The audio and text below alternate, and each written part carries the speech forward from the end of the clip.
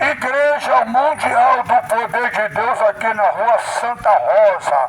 Eu faço convite a todos, dia 18 de fevereiro, vai ter uma concentração no Maracanãzinho com o apóstolo Valdemiro Santiago e a bispa Francileia. Você é nosso convidado especial.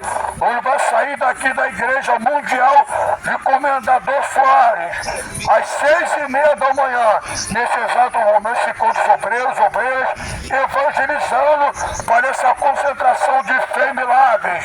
No Maracanãzinho, dia 18, você é nosso convidado especial. E hoje à noite, às 19 horas, uma reunião de cura, de poder, com a unção com óleo ungido, na Igreja Mundial, aqui em Comendador Soares.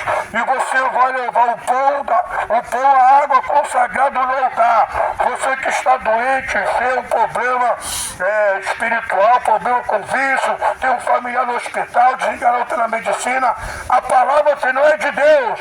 Vem hoje na Igreja Mundial, às 19 horas, comer do pão e beber da água ungida consagrada no altar. Igreja Mundial do Poder de Deus, aqui em Comendador Soares. Anote o endereço, Rua Santa Rosa, número 65. Você é nosso convidado especial.